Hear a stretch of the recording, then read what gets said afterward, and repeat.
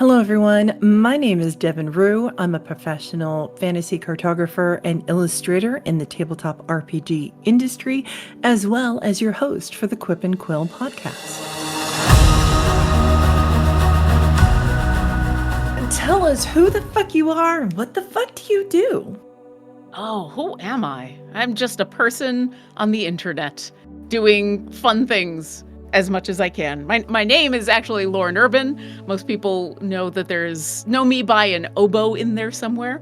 I am currently the content manager over at Idle Champions of the Forgotten Realms and a TTRPG performer on a bunches of oats of different shows. Before that, I worked for D&D Beyond doing community management. And other than that, I'm a professional oboist when there still is orchestras to play for. Are there orchestras to play for right now?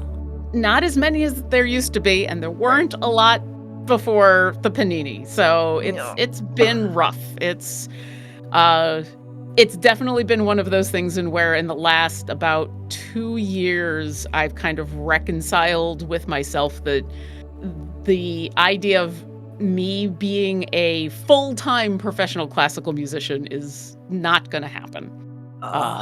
There are still gigs. I'm still playing here, there, and everywhere, but it used to be November and December, I couldn't have a weekend that didn't have a rehearsal. I couldn't have a week that didn't have 4 or 5 different things going on.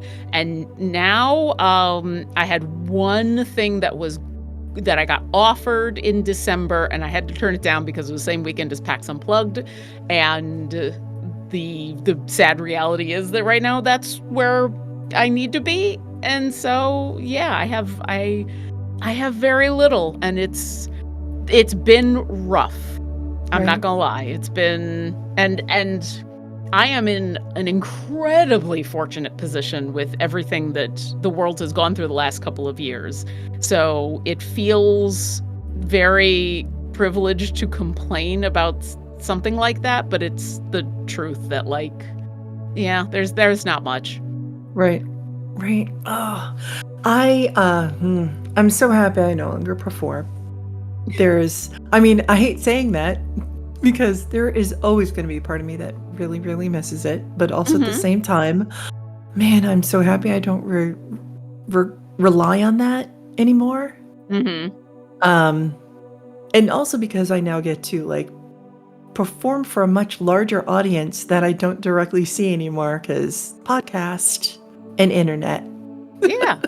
Well, and you get to perform with your art just in a completely different way. Like, yes. And maybe this is just the way that I view that kind of artistic expression of, like, when I look at one of your maps, that is the equivalent to me doing a orchestral performance or a TTRPG gig or something like that. That is your work and talent on display. And it just so happens that it's in a different medium than what I do. But, and I think that's a beautiful way for people who want to perform but don't want to do it in the classical way, right? Like, you think of performers as someone like me, but I'm the obvious person. The stage people doing the stagecraft behind the scenes are performing just as much. They're just doing it in a completely different way. I'm happy you say that, though, because so many people don't see maps as art. Well, and so many people don't see a lot of things as art. And I do not understand the people who want to decide what is and isn't art. Like, I never want to be the arbiter of that. Right? I feel comfortable in saying if there's something I'm not drawn to or I don't like or is not my jam, but I am never going to be the person who says, and that is not a creative expression or art in one way or another. It's like, why? Well, I think because a lot of people, one, don't want it to be, so like a perfect example of this where I can fully understand is there was some guy took other people's Instagram posts, printed them up on larger pieces of canvas, hung them in a gallery, and sold them for a ridiculous amount of money. Now, he didn't make any of these posts. There aren't his posts. Yeah. he didn't actually make art, but he sold art somehow.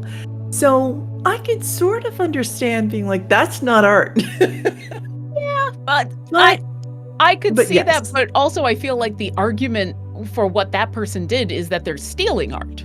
Oh yeah, no, 100%. Well, I mean, even the people who made the original post, they weren't doing it for artistic expression. They were just expressing themselves, which, I mean, I'm more than happy to accept anybody's expression of their emotions as a form of art, because Mhm. that's what I think painting or monologuing in a play or playing the oboe is all about.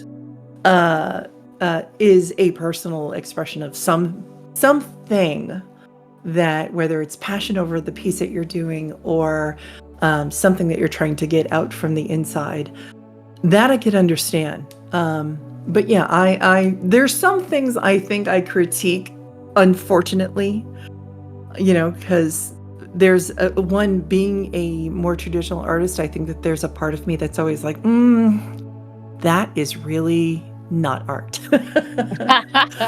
I want human, and this is where I actually do draw the line when it comes to like AI. I Mhm. want actual art, human interaction. He just picked a bunch of posts. If he had had something to do with why those posts were made or the emotions were expressed, then I would feel differently. But See yeah, now, yeah. so I'm gonna say something that might be that you might not Oh, be let's happy get with. ready to fight. Yeah, let's fight. Let's fight about Okay, art. okay, okay. I would argue this person who did the thing with the Instagram posts, Mhm. that's still art. However, the problem with it is not that it is or isn't art, because once again, I don't want to be the arbiter of what is and isn't art, because that's Right. so subjective. But what they've done is essentially stealing, and it's not transformative at all. Like there's definitely, with sampling and with all sorts of different medium that you can take other people's art and transform it and turn it into something else that is still art. Always with They consent, people. Yes, I mean, Yes. absolutely. Or else then it's stealing, even if you're Right. still so I'm like, my problem with that person with the Instagram thing, and I'll even say that the people posting on the whatever those posts on Instagram, Mhm. I will even go so far as to say that those were art, because they are thoughts written down that somebody put out there into the world. Now, whether it Yes. is good or intentional, whether it is worth people's time and energy, whether it is, all the other qualifications, those I believe are up for debate. Right. But if someone points at a thing and says, "I did this and I consider it art," I'm who am I to argue? Now, do I think it was a good idea? Do I like it? Do I have a problem with the way that you did it? Absolutely. And I know that feels weird, but I'm gonna I can point to the specific place in my life where my mind was changed about that, and it was actually one of the things that came out of college. Are you familiar with John Cage? Yes. Yeah, so you're familiar with 4 minutes and 33 seconds? Oh, no, I think I'm thinking of Johnny Cage from Mortal Kombat. I mean, also his abs, art, absolutely. Right, right. So for our audience who might not know, so John Cage is a composer, a classical music composer, and is most well known for being an incredibly modern, pushing the boundaries of what a musical composition can be. And 4 minutes and 33 seconds is the classic example. It's one of those things in where there's a lot of people who don't know anything about classical music, but they know this piece.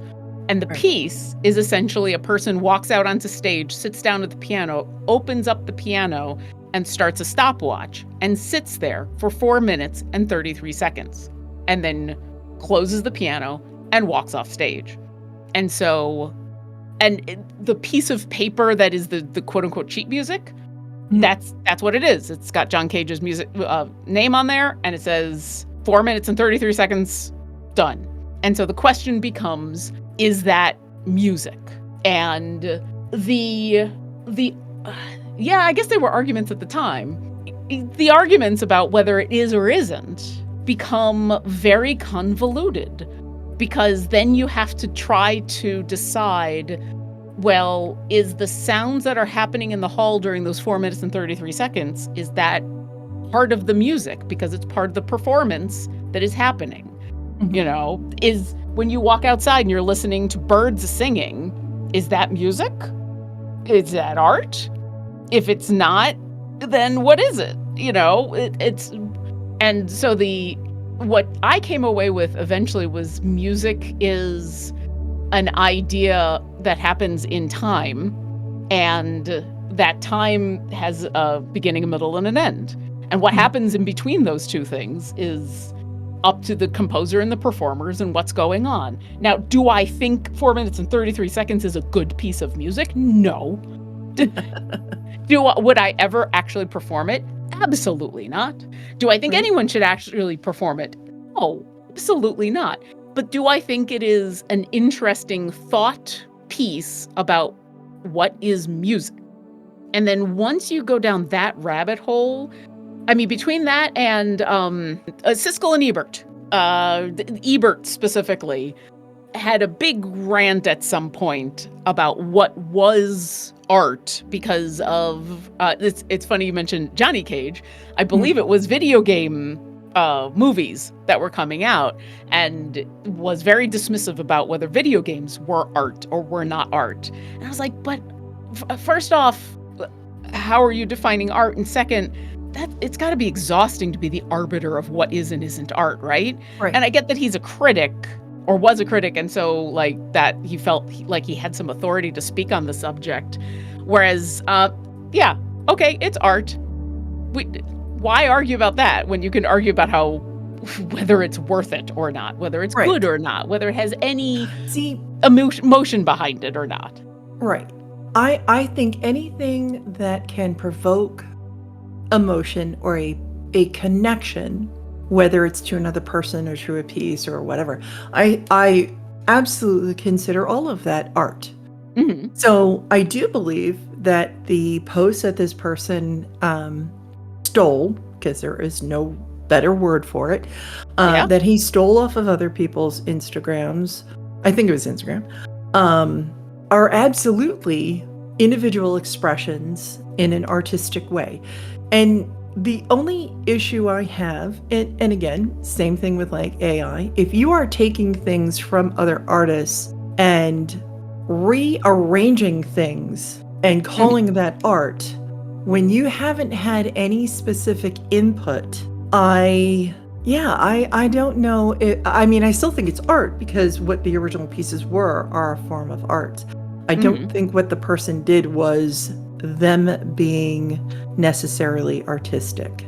And that I will agree with you on. Absolutely. Like what is art and being artistic, can be two completely different things. Right. At best, he was a curator. At best, he was a thief. Well, yeah. Well, and that goes along with a lot of the arguments about AI right now.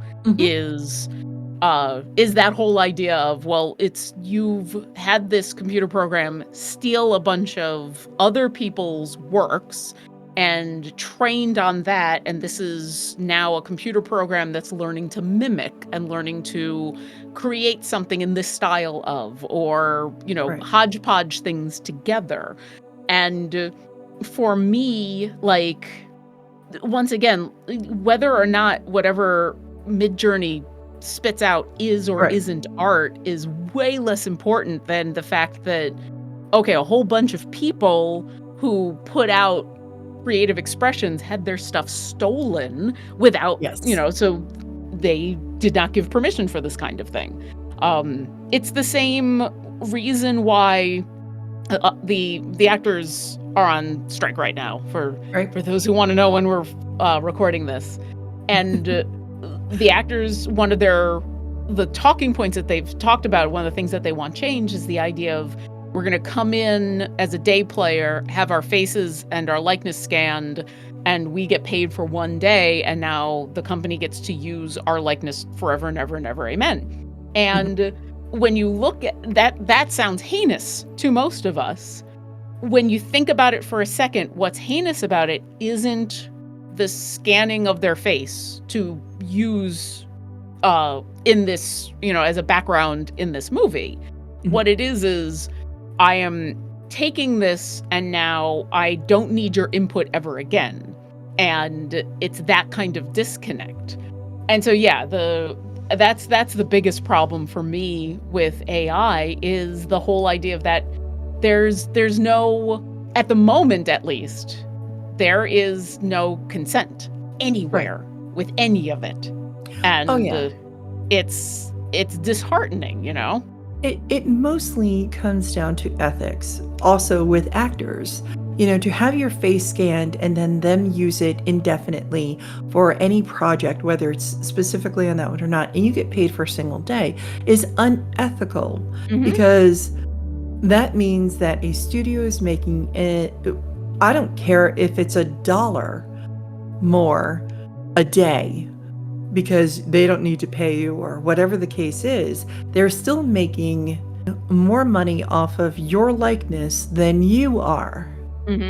And anybody who's ever had a boss that tries very hard to steal their lunch and steal their extra time off of the clock and not pay them overtime, or oh, I'm going to call you when you're home and technically you're not on the clock, but I'm going to sit on the phone with you for an hour, that is them stealing your time. And if there's an issue with that, which there absolutely is, we have laws in place for that specifically. If that is an issue, then it should be an issue when it comes to movies. You shouldn't be able to have my likeness for any length of time, regardless of whether or not I came in a day or not and had everything scanned. You're still making money off of me. So yeah, and again, same thing with AI. Most artists I know don't really have a problem. I shouldn't say that because there is a little bit more of an issue with things like Midjourney because it is so inexpensive when a lot of us artists are struggling to pay our rent. Not because of the starving artist type of thing, but just because of the state of the world right now. Yep. As we are struggling to get our stuff out there, to have people that supposedly support artists do things that literally are taking away our ability to get jobs or have pay or pay our bills is super frustrating. Yeah. Especially in such a tiny industry like ours. And what's also interesting is the parallels I see with what's already happened in the music industry. Because you can go back, 15, 20, 25 years to when electronic music and MIDI were becoming a thing. And the idea of sampling a sound and then being able to, I'm going to sample Lauren playing the oboe and then use that and use the computer program that I have to manipulate that origin of the sound to be any note that I want at any length so that I can now, I have a library of these samples and I don't have to hire Lauren anymore. I can just use this. Right. And that's definitely been, I definitely remember years and years and years ago, it was decried as this is the end of classical music. This is the end of everything. Because they're just going to go and sample the London Symphony once, and now nothing will ever be live again. Right. And there are still issues in the industry. Things are still not settled. But I think what musicians and the people who consume music have started to realize is, okay, this can be a tool that can be used, and it can be ethically used. You can buy these samples from a musician who is selling those.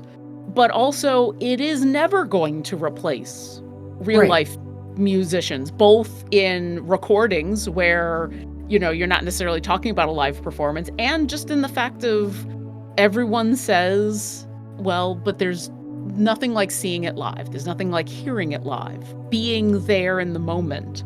And you don't get that with a sampled sound. You only get that with a real life human doing the thing.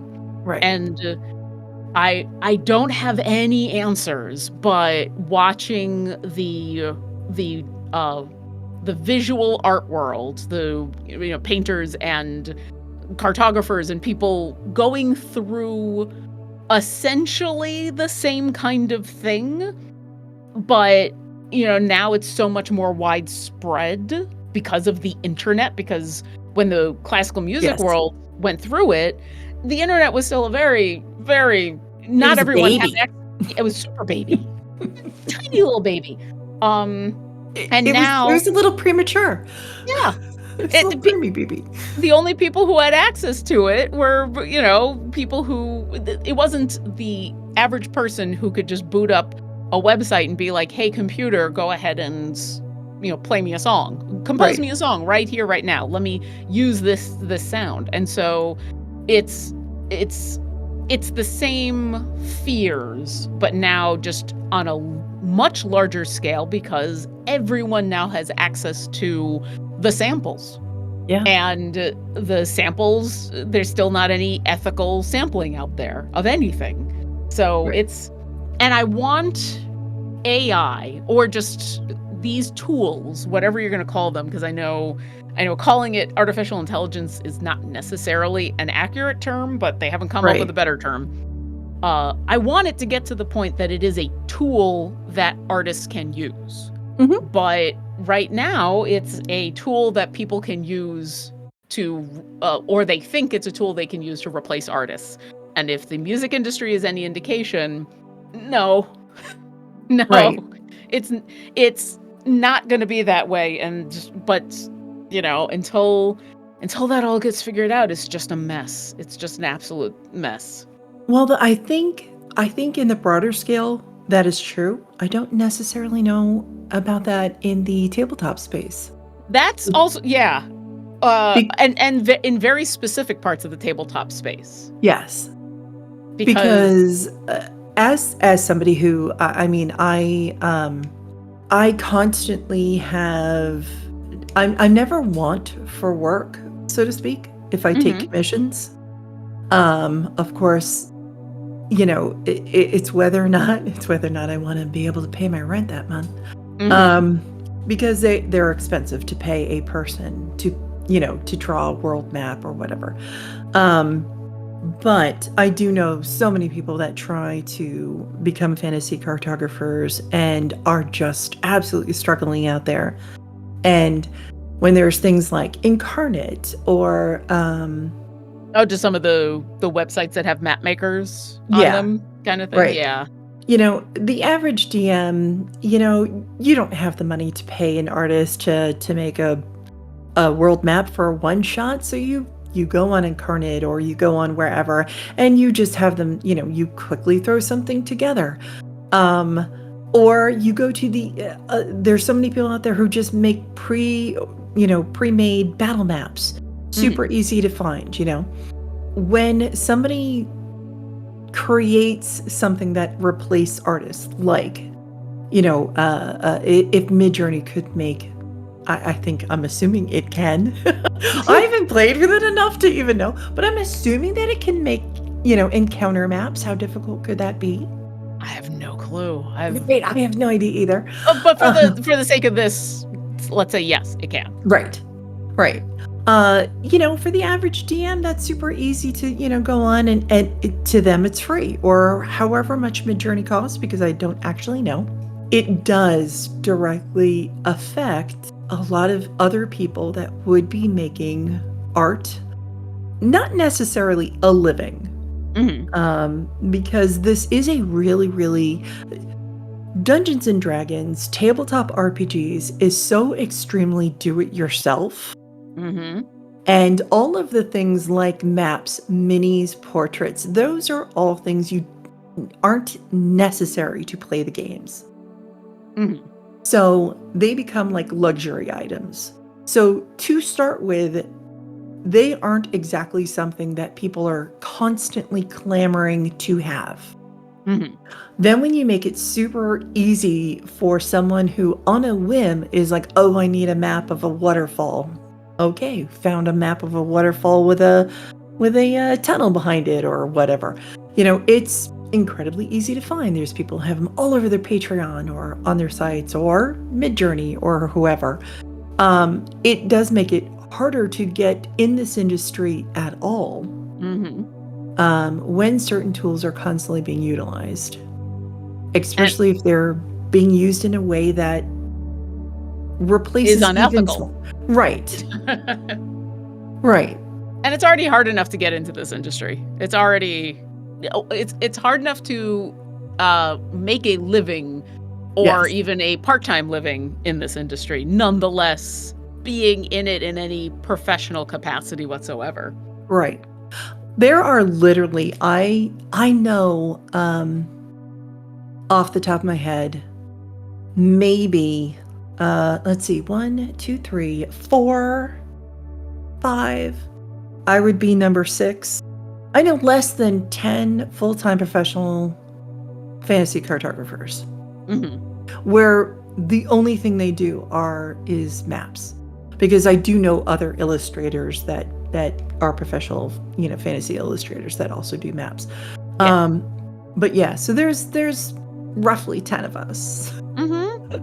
You know. I mean, the numbers are bigger, but still small when you think about the part of my industry or the part of our industry and the stuff that I do as a job that includes being a performer on streams for TTRPG stuff. Like the number of people that don't work for a company. I'll use that caveat because Yes. Yeah. I'm a privileged person. I work for a company and some of my performing is for that company. But like who are freelancers or who are creating their own company in order to full-time perform content that is related to TTRPGs is tiny, tiny, tiny. Yes. And it would be like a two-hand, I can count on two hands. And then if you add in, all right, who do that as well as also do 3 or 4 other things related in the industry, it gets a little bit bigger, but it is Right. a tiny amount. Oh yeah. There's still, I mean, no matter how you look at it, there's still like less than 100 people. Who are full-time? Yeah. Yeah. Yeah. I mean, Yeah. it's, I make a joke about it because we were talking before we started recording, and I had somebody was like, oh, you're going to do a podcast about, where you talk to other cartographers, and I'm like, it'll be the shortest podcast to exist. There is such a tiny amount of people who are full-time freelance fantasy cartographers. That like I would. Yeah, no, I'd maybe be, a couple episodes in. I don't think I'd have enough for a year. Yeah. And yeah, it's a weird, we are in a weird industry. We really are. Like, the funny thing is, again, as we were talking before, I had a full career in traditional art before this. And to have literally to just start sharing my art over the internet and it take off for me is mind-blowing. Because I spent so much of my time schlepping paintings and canvases and huge portfolios and everything else to galleries and to agents, and the concept of becoming an artist and being able to do this on any level, much less full-time, was like, it just seemed impossible. Yeah. And now with the internet and everything where we can share things and we can share ideas, and it's fantastic. But at the same time, it also is just an absolute sea of people trying to shove their stuff in front of you and hope that you buy it enough so they can become a full-time freelancer doing this. And I cannot stress enough, and I've said it in previous episodes, don't do this if you aren't as committed as you could possibly be to something. Mm-hmm. Because not only are people brutal, absolutely brutal with their opinion of the stuff you make. And I'm looking at you, Reddit. Because you may not be able, it's going back to what I said earlier, you may not be able to argue what is and isn't art, but everybody's got an opinion about whether it's good, and the internet lets you voice that opinion without having to do it to the person directly and feel like a bad person for doing it. Right. They can do it to be adjacent. Mm-hmm. So, like, I haven't talked a whole lot about it on here because, well, one, it just hasn't come up naturally.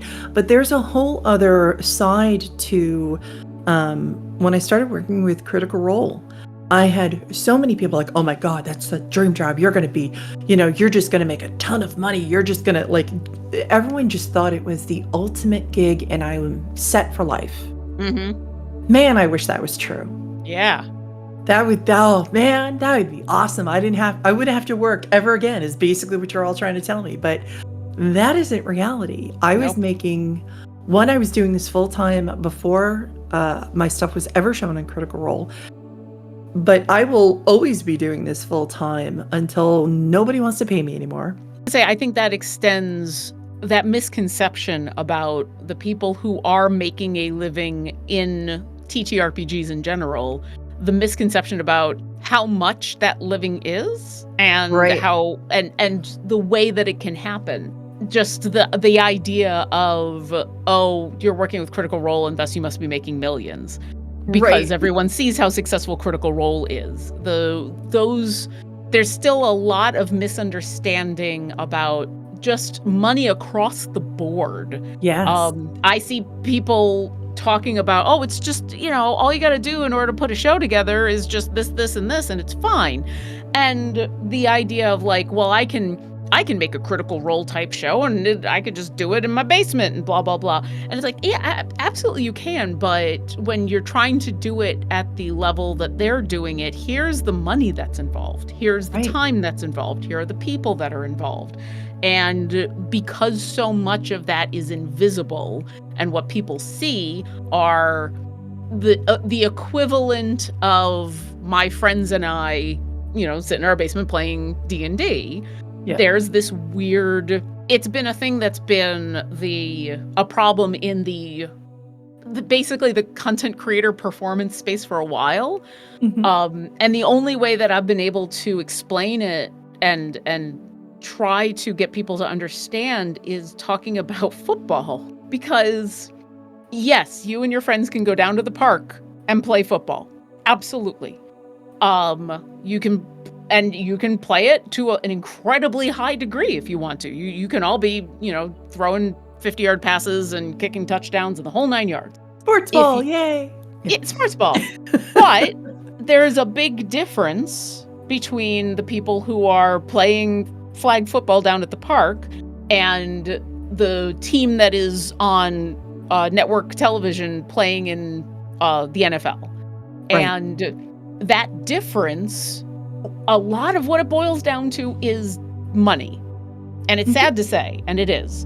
And while and that's kind of the basic way that I've been able to explain it to people of like, yes, you can go and play fantasy football. You can go and play flag football and you can be amazing at it. But that's your home game playing in your basement, having fun. You don't, and the difference between that and Critical Role is a lot of things, but it does come down to money. It comes down to, do you have a set? Do you have the cameras? Do you have the microphones? Do you know how to put on that kind of production? Do you have audio engineers? Do you, beyond the whole, these are talented and, very skilled people performing, there's a lot that goes on. And, and then the whole idea of, well, because you're on camera and it looks this good, you're making a ton of money. No. Nope. So, I mean, one, I really have to point out to people, Critical Role didn't start, I mean, yes, the game started in somebody's kitchen, but them streaming started with Geek and Sundry, which is already camera people, audio people. Like it is already a production. Yep. So it's not like they started filming it in Matt's kitchen or Liam's, I forgot where they started, and it took off. That's not how it worked. Somebody else that was already in the industry, Felicia Day, had to help them, like, okay, here, we have a set, we have a place that you could play it, we already have the cameras, we have the audio, we'll do all of that part. You should just play in front of us. And I had Dustin and Devin on here to talk about them running the production company and how expensive that is. Ah, yes, Elder Eye Entertainment. Yes, because one, I do want as many different perspectives of being in this industry as possible, give people a very realistic viewpoint of it.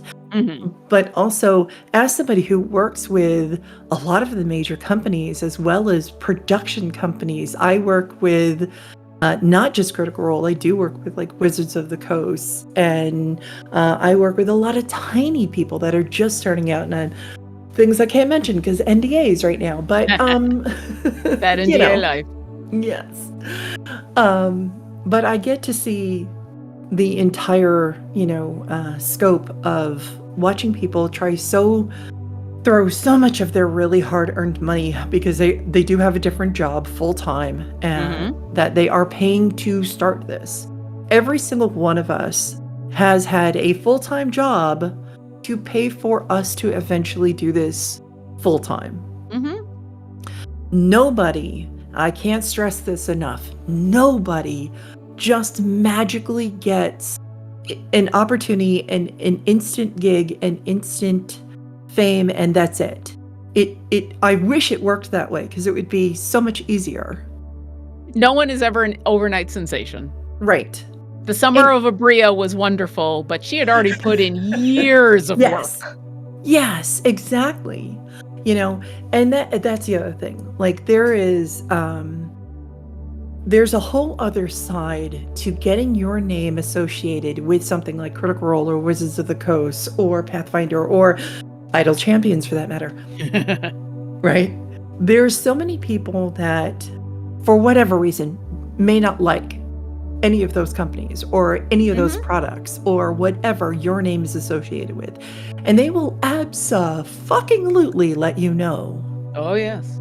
Whether they do it directly or they do it on the post or they do it in just response to something.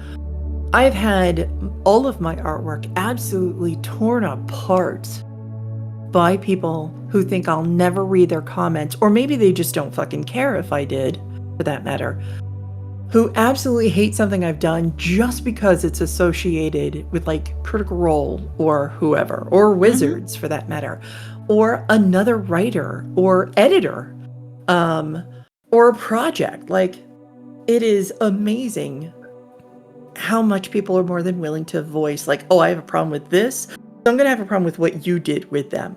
Yep.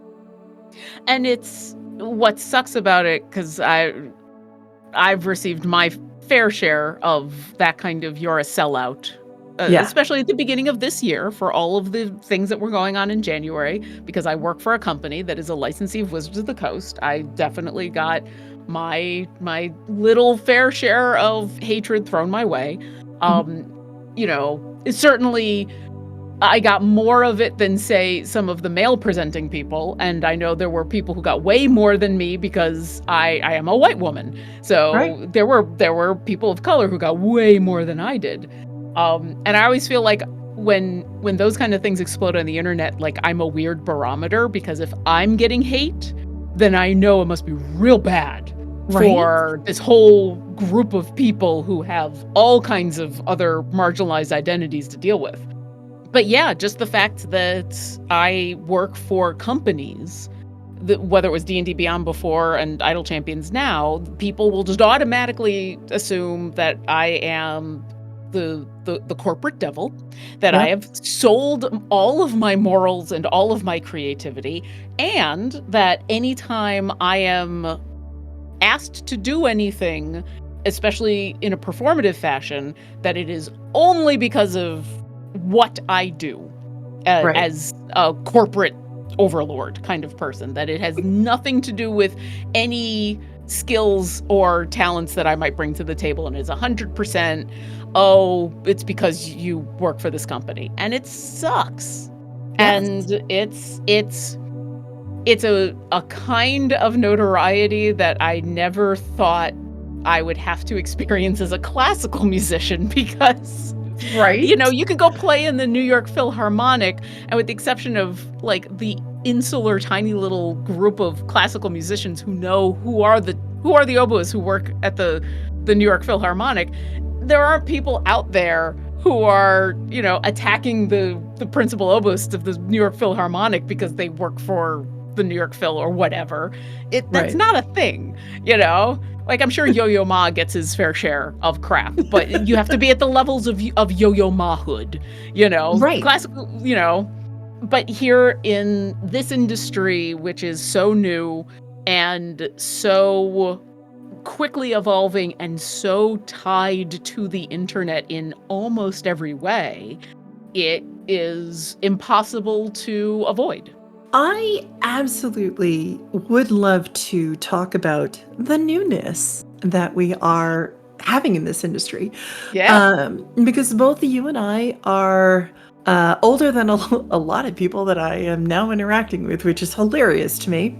And both you and I come from a generation of neckbeards. Uh-huh. Uh-huh. The funny thing is how many people I talk to about how new this industry actually is. I think that's very confusing for people. Yeah. Because, to a lot of people who, one, it's new to them, they don't necessarily see it as a new industry. But I can't stress enough to people that not even 10 years ago, how hard it was to to even be able to have the options that we do currently. If I wanted to run a module, if I want to, as a DM who's been playing this game for 30 something years, when I run my campaigns, either I had to do everything myself, or I had to go to a local bookstore, a local game store, and find something that worked for my campaign. And once it started becoming online, even 10 years ago, we didn't even have a tenth of the choices that we currently do. Mm-hmm. And it's great because everybody is like, I'm gonna type up this module that we just played. I'm gonna type it up and put it on the DMG, and it's like, yes, as much stuff as we can have, because there used to be a time where this game was so, you either homebrewed almost everything or you played by what was exactly in the book, because there really wasn't a whole lot in between, or at least not available, I should say.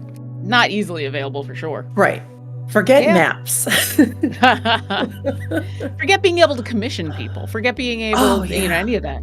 Well, and even going forward a bit more, when we talk about how new the TTRPG industry is outside of being a full-time designer at Wizards or one of the major companies, I think what a lot of people think of is either streamers, content creators, people who are on the internet, who are making their living getting people to watch them on Twitch, or, subscribe to them on Patreon, or any of that, very public-facing thing. Right. And YouTube started in 2005. Twitch started in 2011. Yep. Patreon started in 2014. And that's not even talking about when the idea of people making a living putting content on either of those platforms was a thing. There's still years in both of the lives of those two platforms that I think a lot of people nowadays would say are instrumental to making a living. Literally have not been around for even half of my lifetime. Right. And that's how new this whole idea is, and the growing pains that it's gone through. And a lot of it has been good growing pains. Like, I was just talking with a friend earlier today about how, as much as it sucks that people can't follow the path that I took to get into this industry because that doesn't exist anymore, Right. and it wasn't necessarily a good path. My path literally was just knowing the right people and being in the right place at the right time. Right. Now there are places that are actively hiring, Hmm. that put out a real job listing that you can apply for, like a regular job, and you no longer have to be in the know and in the right place and know the right people. You can have the skills and the experience and officially apply for a thing, which is, in my opinion at least, way better, because it takes so Yeah. much more of the luck out of it, and it takes a lot of that. There's already a lot of the insular who do you know in this industry, and it takes a little bit of that out. Right. But yeah, the whole idea of being able to make any kind of living, you know, like I said, YouTube didn't start till 2005. Right. Before 5th edition came out, it was Acquisitions Incorporated, and that was it. Yep. It was those shows, and those shows, the podcasts, that was 100% marketing. They weren't putting out Acquisitions Incorporated because they thought that was going to become a huge brand that they were going to be able to sell anything for. Right. Playing those games was a way for Wizards of the Coast to promote 4th edition. It was a Yep. way for Penny Arcade to promote themselves to a new audience. Like, It and was a showcase. yeah. And I think people not only forget that, but there is also now, and that's part of the reason I get the hate that I get, is usually because there's that weird and sometimes earned distrust for anything that is marketing in the TTRPG space, especially when it comes from a company. And trying to break down the idea of, like, just because it's marketing doesn't make it bad, has been hard. And reminding people that, like, hey, Acquisitions Incorporated, that was created as marketing. People weren't, because it was a podcast first, and even when they started putting it out on YouTube, no one was thinking, I'm going to put this out on YouTube and make money from putting it on YouTube. It was 100% a marketing thing, and that's Right. not a bad thing. Like, marketing is one of the reasons that I've been able to either help create or be on many of the shows that I've been on, is because the reason that they were created was not for themselves to make money. They are, I'll Children of Erte. I'm on this wonderful show with awesome people that is sponsored and on Demiplane. Mhm. And we are 100% marketing for Demiplane. And I'm okay with that, you Right. know? And the only thing that is required of me as a performer on that show is that I'm okay with the fact that it's a marketing tool for Demiplane. Other than that, I'm still doing the same kind of performing that I would on any other show. And I don't know how I got off on this tangent, but that's been such a core problem, and one of the things that I wish people would learn from classical music and other artistic endeavors, of, like, it's okay to have a patron. You can be Michelangelo and have a patron, and that doesn't mean that your art is bad. Right. It's just because it was being paid for by somebody else. So I think part of the problem that we have in this space is there's a very us versus them mentality. yeah. And I think some of it just comes from, especially you and I both know that we came from a point in time where playing this game was the worst thing that you could possibly do. You were playing D&D was social suicide. You did not tell anybody you played the game, especially as a girl. We went through so much harassment, and I of course immediately became a LARPer, because why not just go to the absolute bottom of that barrel? And not to say LARPing bad. I'm just saying for how other people felt about it. So we were already a band of misfits who were, and it's still portrayed that way in current media, that if you play D&D, oh, you're milady, everybody that comes across your path. Oy. Oh, dear sir, thank you. What hasest thou now? Like, we're not fucking Shakespeare, first off. But the fact that it's still portrayed that way, a perfect example is Stranger Things. As much as it has brought a lot of people to the game, it still has othered people who play the game as being weird, as you would rather live in a fantasy world. Well, I don't know if you've paid attention to our current world, but yes, I fucking do. Yeah. And unfortunately, I think that anybody who doesn't fit the outcast mentality, the outcast group, and this is so true with, unfortunately, older gamers who are very, very stuck on gatekeeping for whatever dumbass reason. Right? Oy.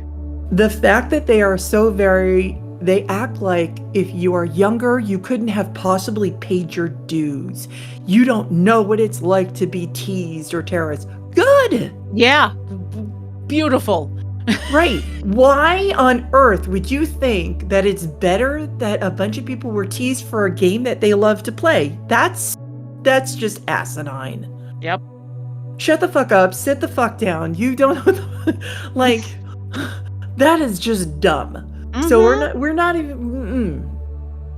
So yeah. So I tend to think that so many people want to other it, and when you are making a living at it, or seeing other people making a living at it and doing something that they love, something that you perceive as, oh, you are quote unquote playing for a living. This is not what any of us are doing. Nobody, even if you are literally playing the game for a living, not everything about it is literally just sitting down playing games. There is so much more involved. Getting yourself out there, marketing yourself, talking to people, putting your art out there, putting your personality out there, taking time away in your private life, because again, we all have to start with full-time jobs and do this in our spare time until it earns us enough to be able to stop doing that other full-time job. Like, there is so much more involved that to belittle it and say, oh, well, you're just playing a game, so, of course you're going to take money from whatever corporate is going to throw at you because, you're selling out. Nobody in this industry is selling out, even if they do work for Wizards of the Coast or whatever company you want. Yeah. There is no way that anybody who writes, edits, draws, illustrates, composes, plays, whatever, for a living in this industry does it for anything other than they love it. Because it's brutal otherwise. Yeah. And hopefully we're seeing the shift, because we saw this kind of thing happening with the content creator space in general, although it wasn't called that, when YouTube and Twitch were starting, and it was becoming more normal for you to not just put stuff out on YouTube just for the heck of it, but hey, this is now what I do for a living, is I put content out on YouTube, I stream on Twitch, and I'm making my living that way. And there was a shift that had to happen of not just people accepting that this was a viable way to make a living, but then I distinctly remember on YouTube, because I'm old, the moment in where people who had been putting out content would get sponsorships, would get, paid ads for their stuff.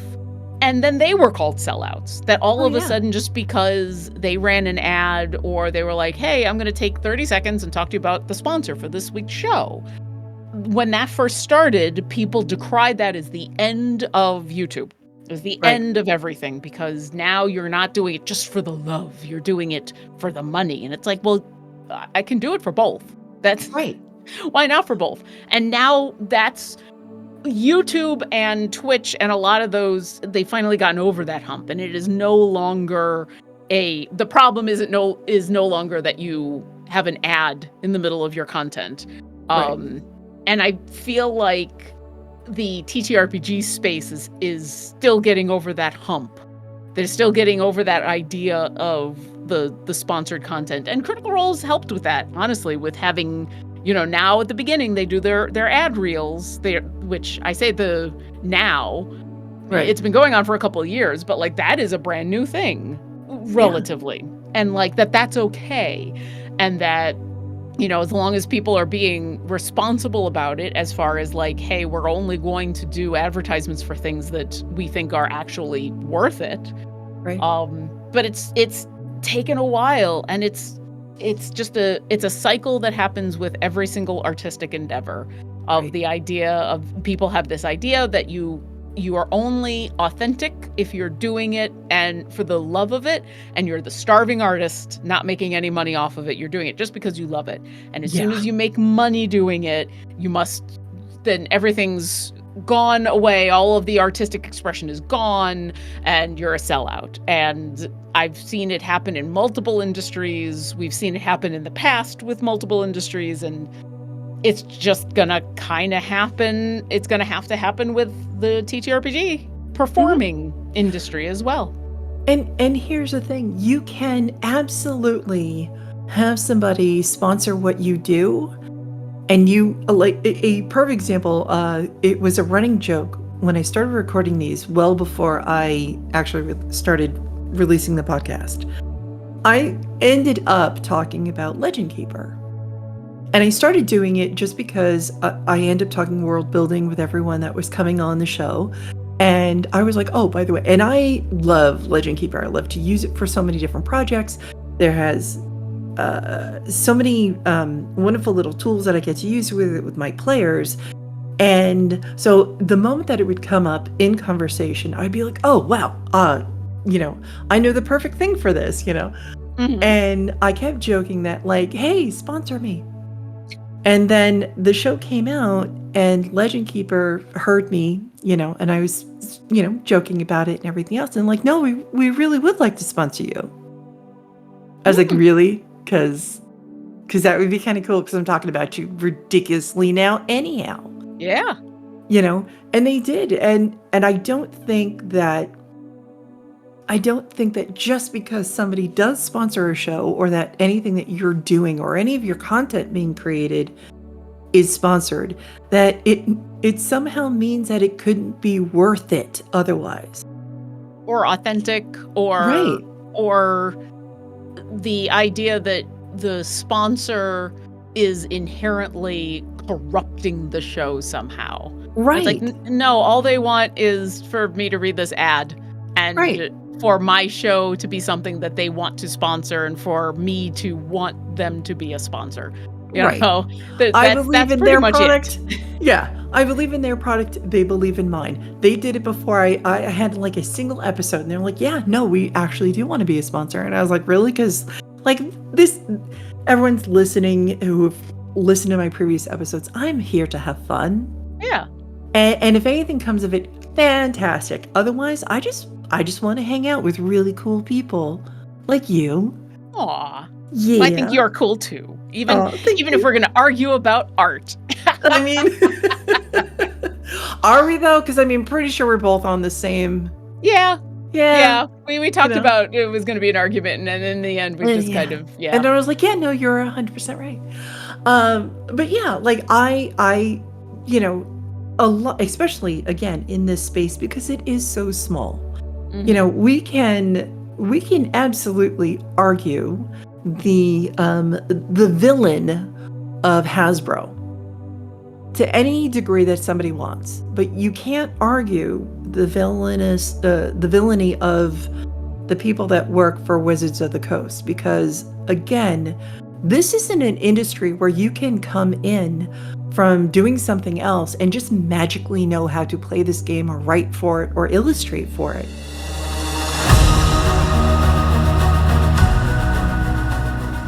As always, Our show is sponsored by Legend Keeper, a fantastic world-building tool, whether you're a writer, a GM, DM, or even a player. You can create a world, you can add all of your notes, you can determine who gets to see them, edit them, create their own. And if you own a project, you are the only person who has to have a subscription, so you can bring your players in for free, or your readers, or your patrons. You can determine who can edit, who can see, who can view secrets. And there are so many really interesting tools on Legend Keeper that allow you to link pages, maps, images, sidebars, timelines, calendars, like you name it. There's so much about Legend Keeper that is so simple and yet incredibly effective.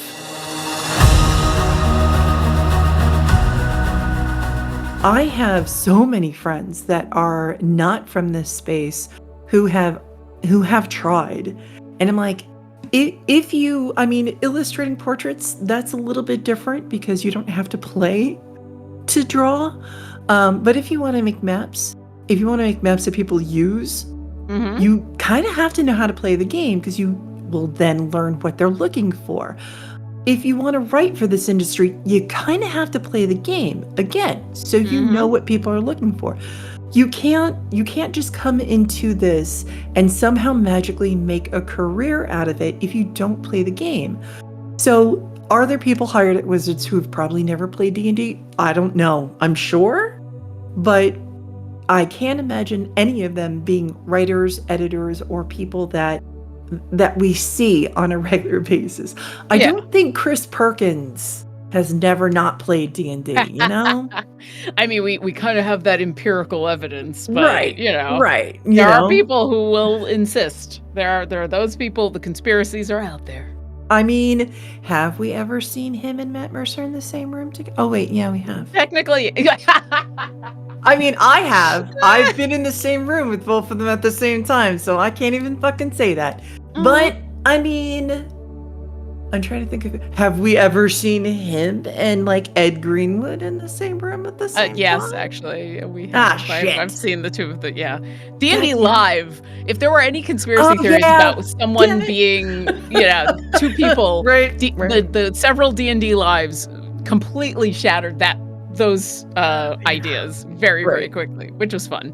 Yeah, and again, this is a really tiny industry, so it's kind of hard not to have had at least all of us in the same room with at least one other person type of thing. So but and the other thing is there's no degree you can get in game design. I mean, you kind of can, but it's not like it's not a easy path. And certainly when it comes to being a TTRPG performer as your idea of the career that you want to go down, there's the side gigs of like, well, you can come in from acting, you can come in from improv, you can come in from here. There's a bunch of places you can come in from, but there's no like, you can't go to college to learn how to be a TTRPG streamer. Nope. And what I've found, though, that's been the surprising thing for a little while, is there's a ton of incredibly hardworking, talented people who are doing everything they can to do whatever they can to be on stream, performing TTRPGs. Yes.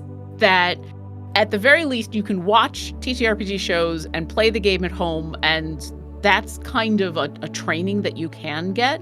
But what you miss out on is some of the really boring business sides of things that are the reason why we talk about it being a job. Being able to network with other people, like being able to send out not even like a cold call, but the idea of like, hey, I want to email this person and connect with them because I want them to be involved in a thing that I'm doing, or I want them, I want us to be able to collaborate on something. Knowing how to professionally approach other people in email is a skill. Right. It's 100% a skill. And it's not something that you just naturally, it doesn't matter how charismatic you are. It doesn't matter how wonderful of a person you are. As soon as you have to sit down and write out in text where none of your voice is necessarily easily coming through, it's very, very difficult. Right. And then there's a lot of people who have that barrier of like, well, there's a lot of people who don't have the barrier of, I don't know you, but I'm still going to email you as though we've met and I've known you for 10 billion years. But there's a lot of people who are like, well, I don't know this person. I know of this person. And how, if I just email them out of the blue, it's a cold call. Well, yes, technically. Yeah. But here's the way that you make it not a cold call. Here are the things that you can do that you come across as a fellow professional in the industry. And even basically, I've been trying to like coach a lot of people along as someone who gets these emails, as someone who, people are emailing me because they want to work with Idle Champions for a variety of different reasons. And I try to be as open and accepting as possible. But there are certain things that if you do this in an email are going to make me either want to work with you more or make it easier for me to work with you.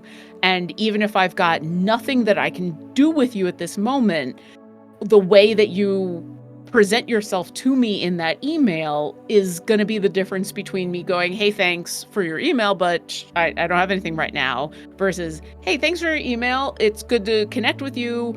I don't have anything at the moment, but I'll definitely contact you if I do.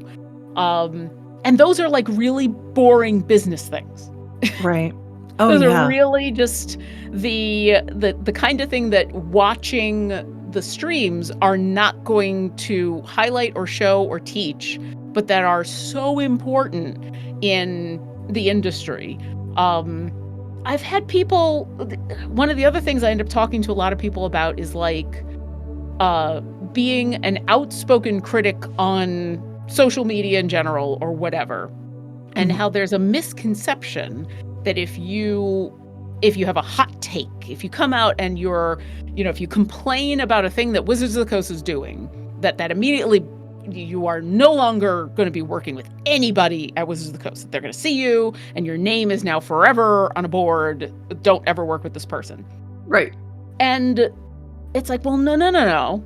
The difference is, are you offering constructive criticism of a thing, or are you attacking a person?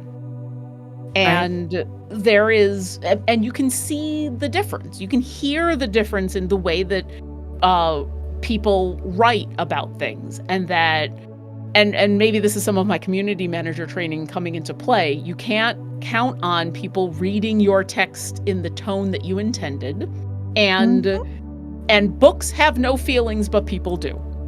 Yeah. My joke when I was working at D&D Beyond was, you can say whatever horrible things you want to about the book, about what's written in the book, about the way the book is written, about the art of the book, whatever you want. The book has no feelings. But the instant you say the designers or the writers or the artists, as soon as you turn that into an attack on a person, that's the line, right? And that's why you get people who can be critical in public and still are considered professionals in the industry, is because everyone values constructive criticism and nobody wants to work with someone who is an asshole. But that is not something that's necessarily talked about or taught to people. Yes. It's frustrating to me when I see people either assume, well, I have to be a wallflower on the internet in order to be able to work with people, or, well, as soon as I put out this quote unquote hot take, I'm burning bridges for people I can work with. I'm like, no. This industry wants to work with you because what makes TTRPGs so amazing, especially in the performance space, is the people involved and the variety of people involved and everyone's the uniqueness that you bring to a show, a project, or whatever. But so it's not that you need to be a wallflower, you just need to be not an asshole. Right. And I think one, understanding that criticism isn't your opinion. Mhm. Criticism isn't,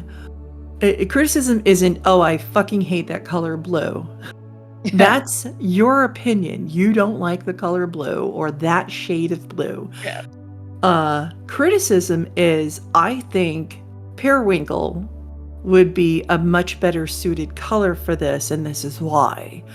Or, having something where you it can explain in an adult manner Mhm.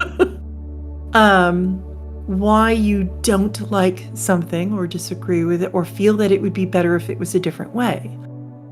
I think one, it is really important to understand what a critique is and what an opinion is, and they are kind of close but very different. Mhm. And I also think that there is a really this strange misconception about how we all interact with each other in this industry once you do become a professional. So I either get people turn around and tell me that everybody talks to everybody else or nobody talks to nobody else. And it is hilarious to me. Mhm. It is technically a little bit of both. Yeah. Both are true, So, yeah. and neither So, are true. exactly. If you are working with, a bunch of other people in the industry, there's no one person that you can work with that will absolutely make sure that you get every job that you want, Mm.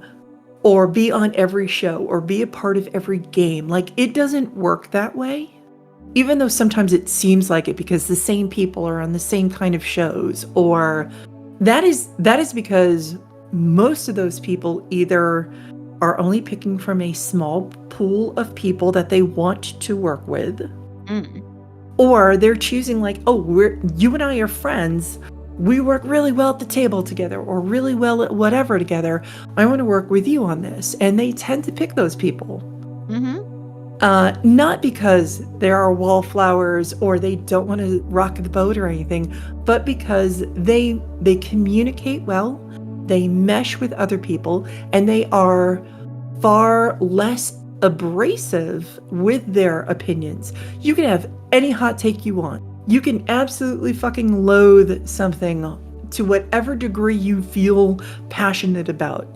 But if the first thing you do is absolutely tear down other people to express it, Mhm. oh man, Or other people who like the thing that you don't like. exactly. You kind of start making it so you're less likely to get people to call you or to talk to you for those projects.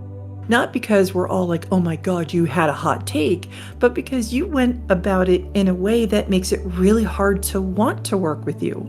Mhm. Because it comes across as in, if I bring someone else on this project that you don't like, you're going to cause, an argument or a stink, or you're not going to like something better, or you'll throw us under the bus. Mhm. And in one way, a lot of us do talk. There isn't a small group of people that sit around having dinner every night, deciding who does and doesn't make it in this industry. It'd be great. Oh, how Maybe, can I I get think, invited to that table? Where is that right? table? Right? Uh, and again, I know that it seems like it, but it is because this industry is so tiny. Yeah. Well, Like, and I'll come at this from a positive angle because it's easy to be to talk about the negative stuff. But like, I'll be Miss Negative. I'm fine with well, it. no, and I think it's important to talk about that because it Yes. is, so a lot of the jobs in this industry are, like I was talking about before, it's good that we're getting to the point in where there's a much more standardized way of applying for a job, especially for a job at a company that works in this industry, that you no longer have to know someone who knows someone who knows someone, that you can do an official applying, for a lot of these positions, which is great and it should be the way it is. When it comes to the people who are performing TTRPGs in front of a camera, I think there's always going to be an element of who you know and who will work together, and giving time to let people learn that who you are and that you are a safe person to work with. Because the difference between an acting job and the TTRPG performance is the fact that it's improv. And that involves a lot of trust with the people you are with, especially dramatic improv. Dramatic improv is not something that is in any other part of any other industry. Like there's certainly improv troupes out there, but they're all comedic. They're all sketch comedy. They're all, for fun and for laughs. And even then you still need to have you need to have trust with your performers. Once you also move into dramatic improv, dealing with either serious subjects or serious emotions or, anything like that, that requires a level of not just trust, but acceptance of, oh, I know this person and I know who they are. And I know that once they get in front of the camera, that they're going to do whatever they can to work with us. Because you can do a really dramatic, you can sign up to be an actor in a movie that has really intense emotional scenes and hardcore action and things that are really, really difficult as an actor, but you know what's going to happen, and so you can prepare for it mentally.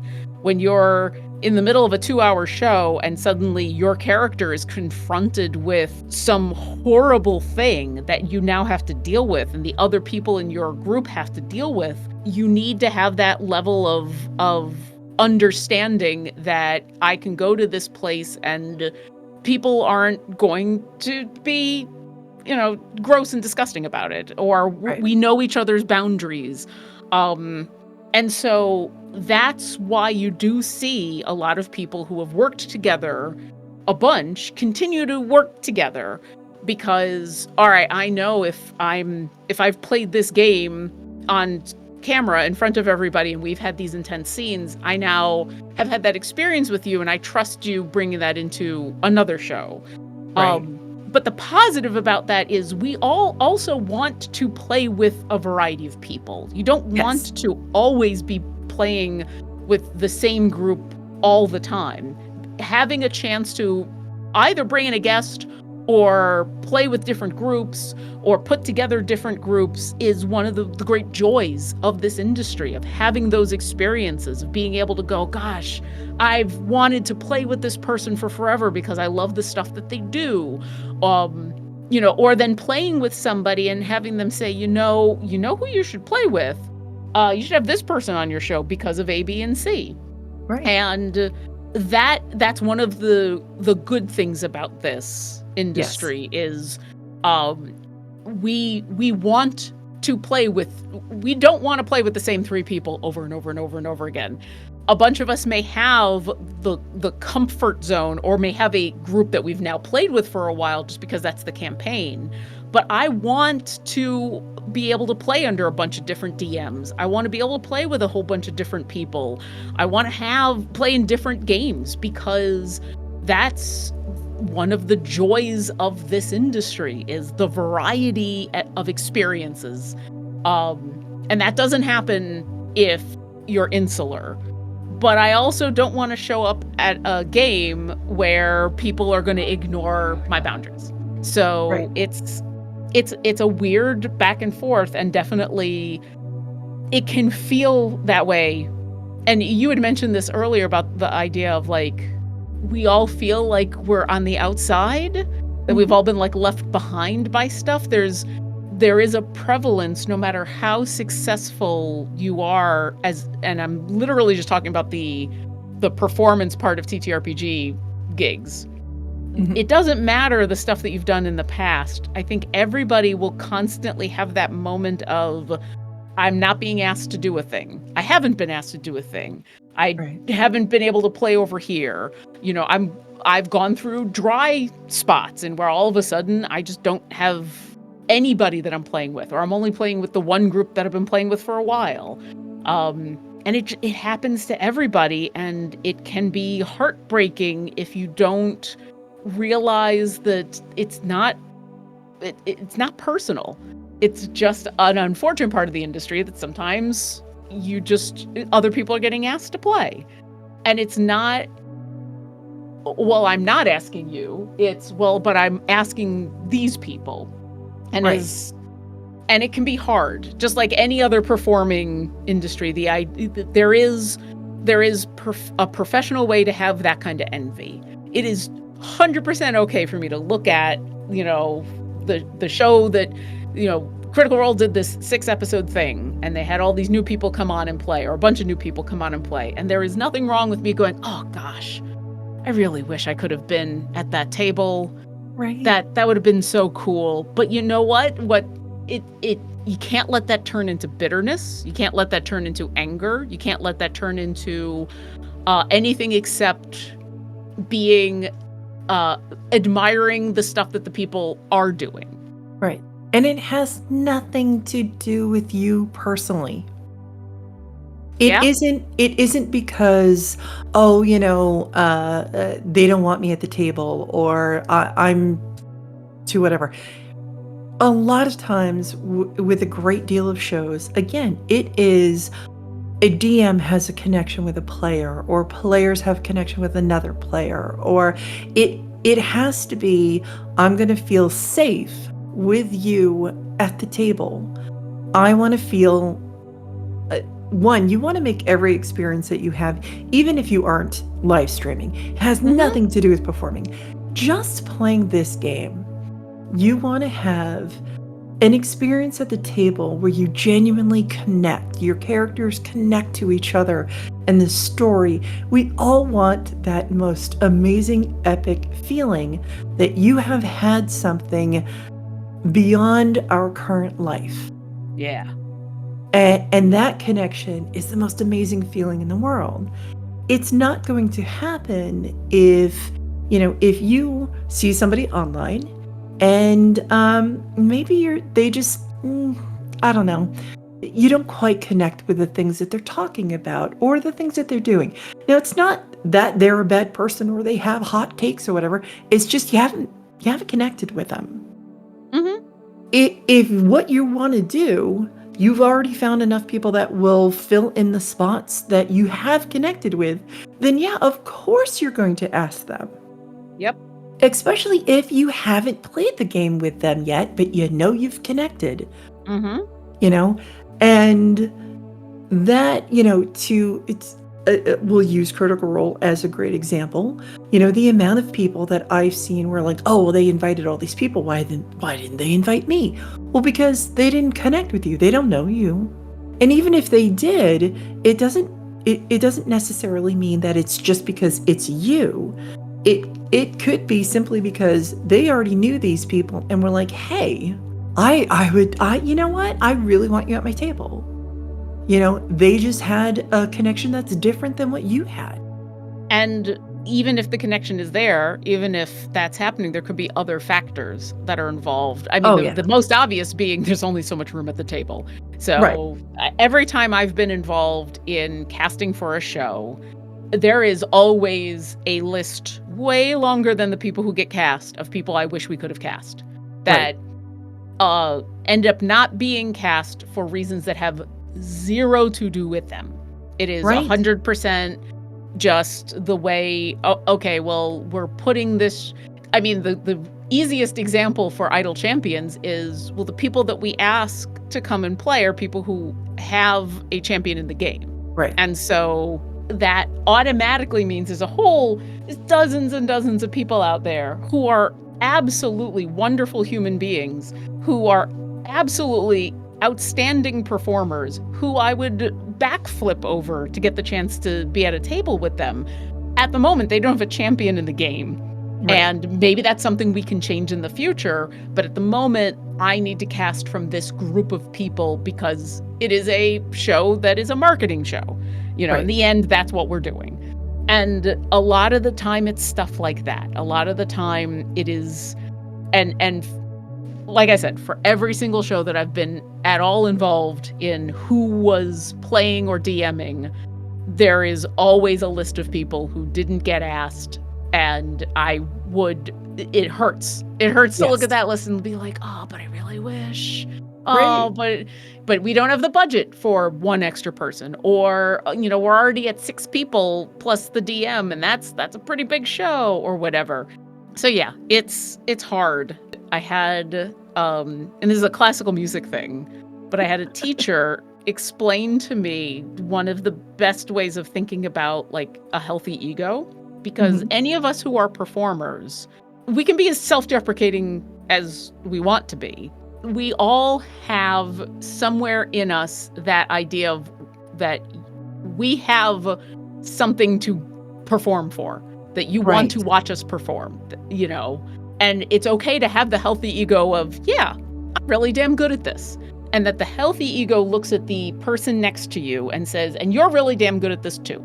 Like recognizing the awesomeness in others, and recognizing that when other people get a gig or a role that you would have loved, that it's okay to be like a little upset that it wasn't you, but that you should also be happy for this person. And that that's the healthy ego to have, is we can be awesome together, to put it that way. And that has served me incredibly well as a classical musician and continuing into this industry, because it makes it just a more positive experience and a slightly healthier one. Right. And that as much actually as I can. works, right? That actually works really well with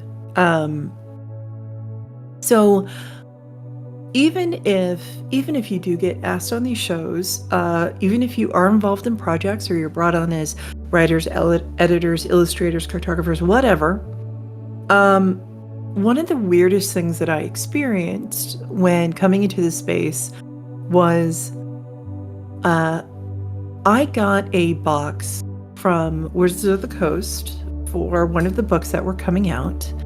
Or it was a holiday. I don't even remember the first box I got from them.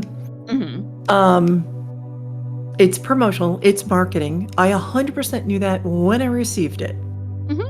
There was no part of me that thought it was anything else.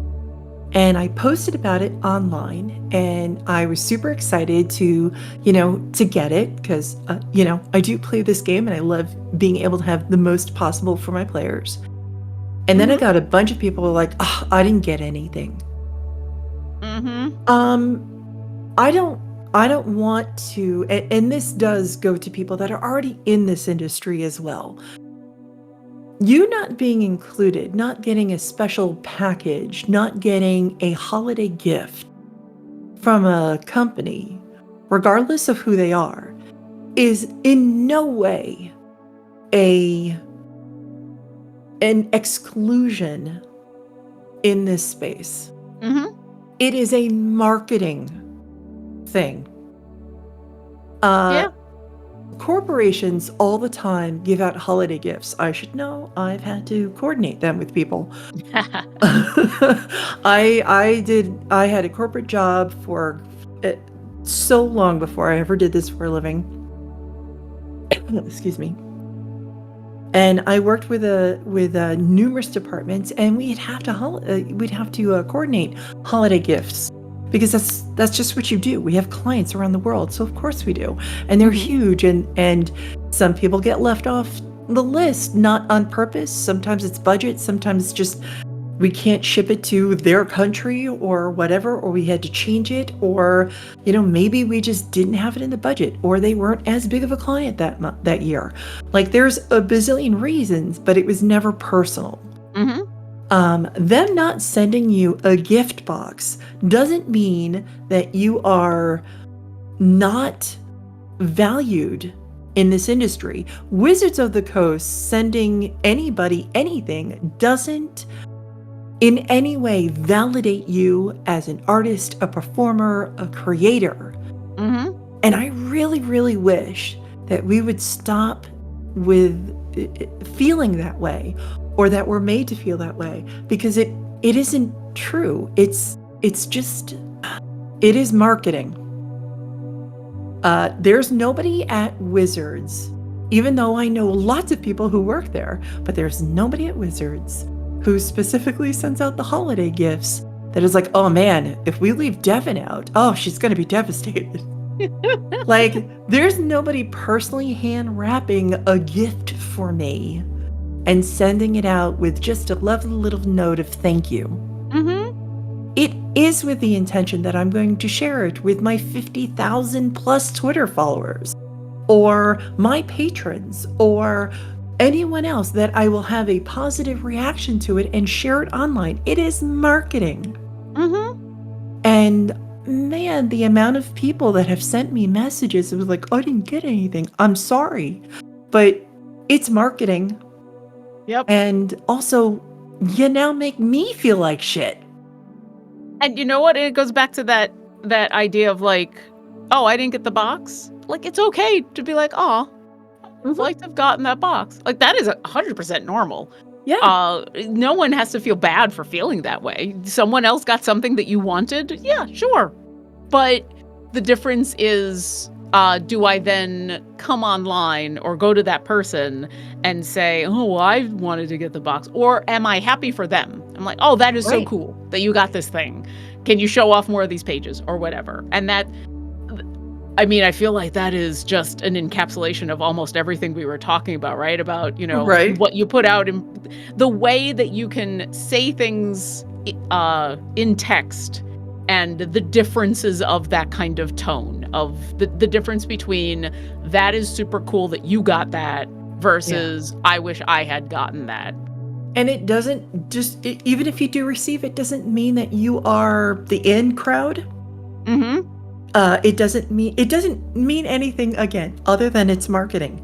Yep. Like, and I feel, well, I was about to say I feel bad, but not in that sense.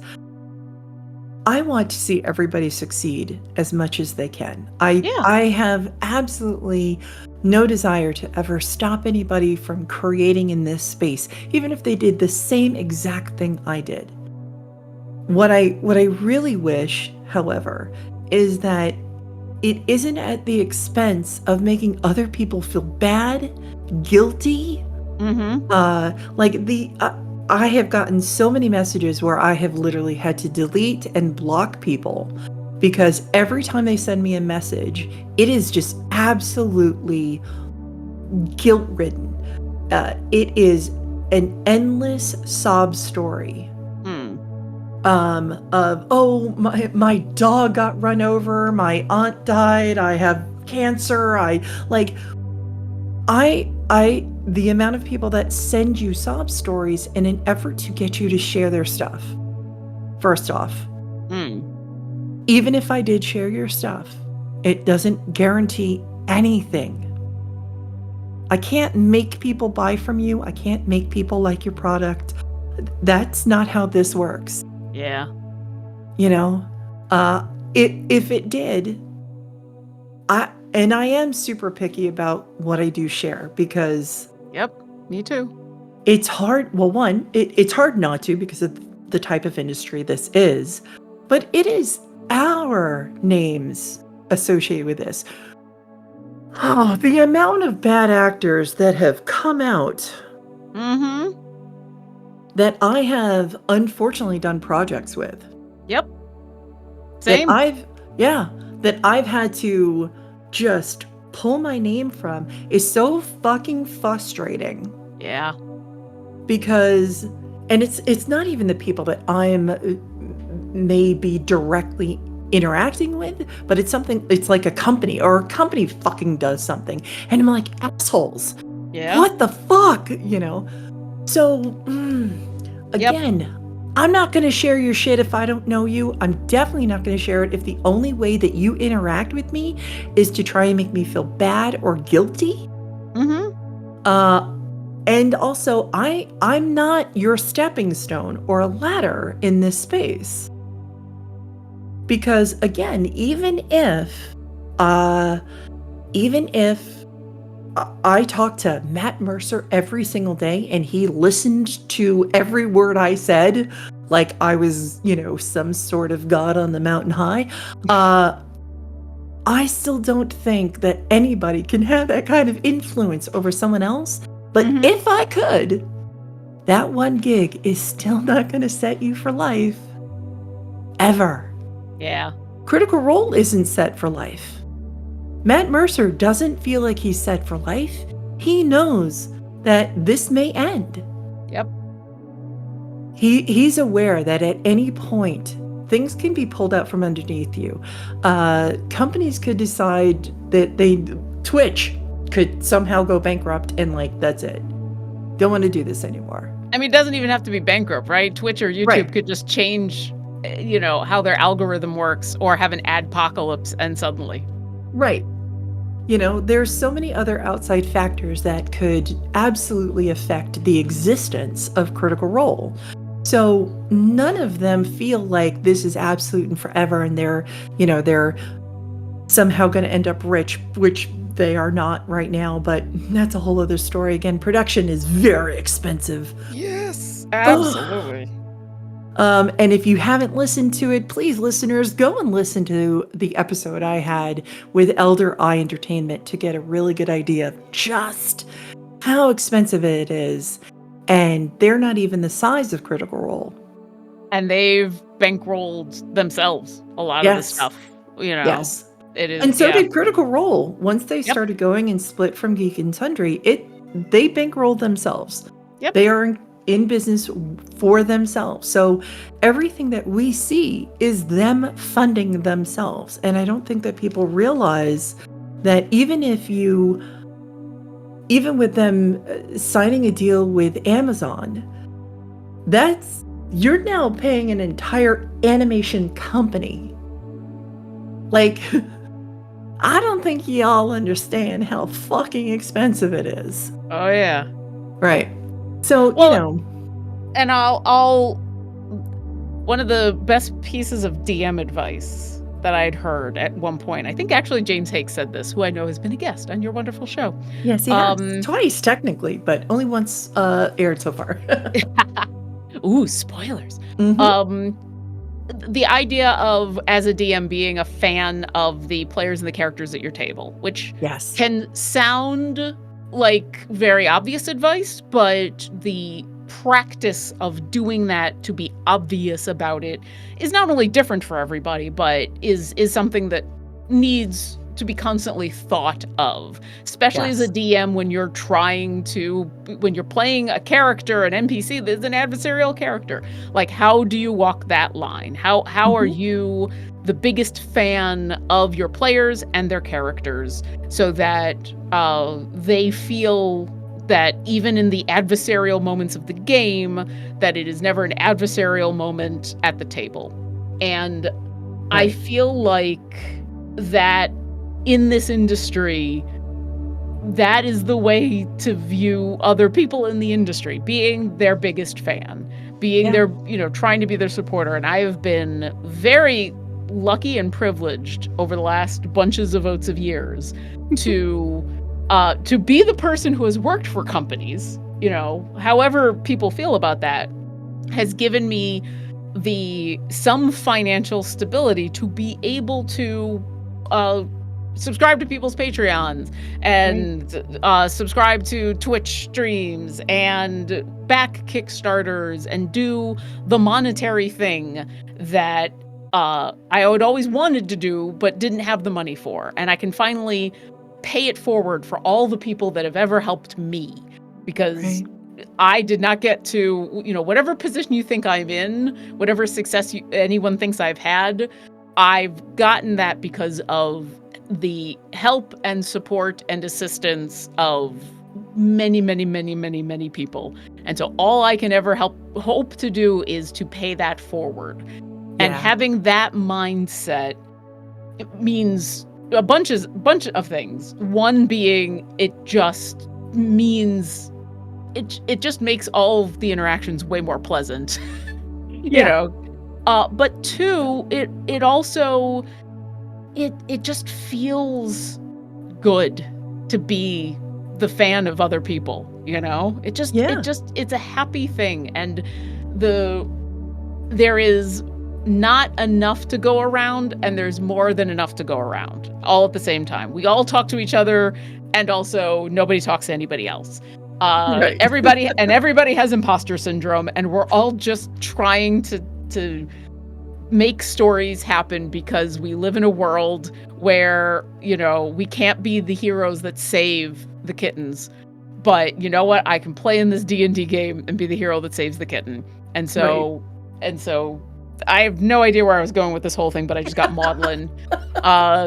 Subscribe to Devin's Patreon and go leave comments and reviews on people's stuff, because that's what they want. There you go. Yes. That's how I'm going to end this is,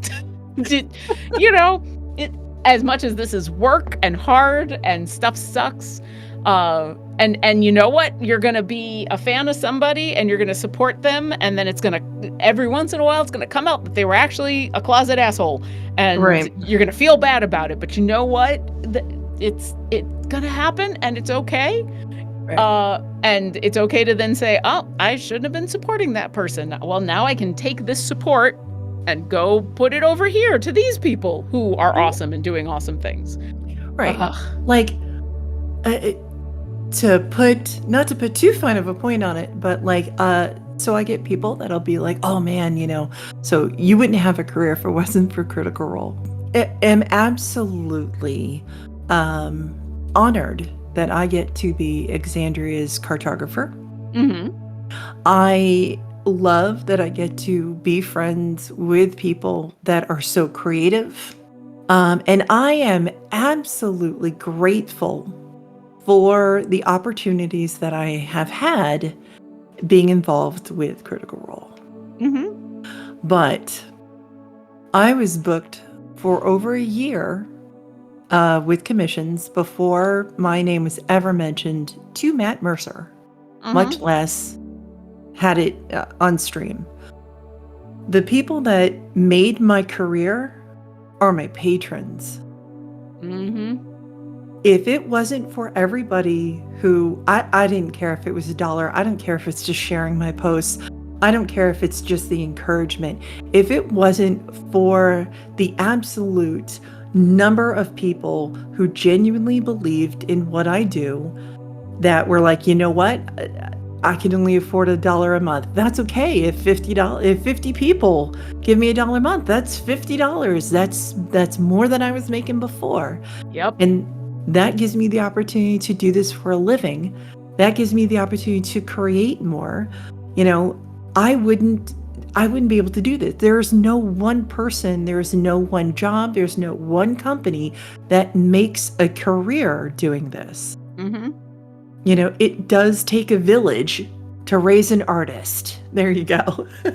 And you know what? I can tell kind of the exact same story. Like the reason that I got into I can point at a very specific point that got me my foot in the door in this industry. And that was when Greg Tito put out a tweet, and this was way, way back many centuries ago, when Dragon Talk was still, because it was just a podcast for a while and then became a video podcast, and now it's back to being a podcast. But at the beginning, when it was just in an office, and he had put out a tweet of like, hey, I'm looking for guests to have. I'm looking for just a bigger variety of guests than the people that I've had on the show. Who do you suggest? Internet, go. Right. And a bunch of people suggested me for a variety of reasons. And they were very kind about it. And so he invited me onto the podcast, and I got a chance to meet a bunch of people, and that kind of was the snowball into this career that I now have in the TTRPG industry. And so it's easy to point to that one tweet and be like, Greg Tito. But the reason Greg Tito even knew who the heck I was because there were a bunch of people who'd been listening to the podcast that me and my friends had been doing literally just for fun, just for all the giggles. And they were fans of the stuff that we were doing and saw the tweet and said, I'm going to pay it forward and show my kindness by telling this person about this other person that we really like. Right. And no money was involved. This was before we had a Patreon. There's no, a bunch of people who tweeted at him. I had no idea who they were. They were just incredibly kind people who threw my name into a hat. And that is why I think all of the angst in this industry happens, is because so much, we are so close in those ways. Yes. All of us can kind of, especially those of us who are old, can point to our careers and say, I wouldn't have this if it wasn't for the kindness of strangers. Yes. And I think that's one of the most important things that I think that a lot of people just, I don't know if they just don't see, because it is really hard to like constantly, because I do have a Patreon, I feel like every time I talk about it, it sounds like an advertisement, even if I'm not technically advertising about it. I need to make you aware that I have a Patreon. But I would have it post regularly, every single time that something wonderful happened because of one of my patrons. So many of them are now friends, are people that I've invited over my house and had dinner with. They're people that I play the game with now. It evolves into so much more. And I think that it is so hard to want to be like, oh my God, if it wasn't for my patrons, oh, by the way, I have a Patreon. Yeah. Like that's what it feels like. But honestly, it is so very much to have, I would never have even remotely thought that this was a job that I could have. Except for I made a map of Skyrim and I shared it with the internet, and just had a bunch of people really like it. And I'm just a huge video gaming nerd, and never thought that me being obsessed with earth sciences would ever turn into any bit of a career. Just me liking the way our world works, or the world building that I do. Again, never thought it would be something I would consider a career, because when I shared all this stuff, it was just me oh, look, I love playing Elder Scrolls. Skyrim came out. I wanted a map that looked more like an in-world map. I created it. The internet went fucking nuts over it. And then the next thing I know, I had a bunch of people like, can you make me maps of whatever? And eventually it turned into someone going, hey, can you make a map of a homebrewed world I created? And I went, yes, actually, because I've done that myself for the past God knows how many years as I've been playing. And it still took, I know that there's people that remember when I started, and it doesn't seem that long ago. It wasn't. It really wasn't. In the grand scheme of things, for both of us, it wasn't that long ago. No, it really wasn't. To have had so many people just instantly connect with what I do and then share it.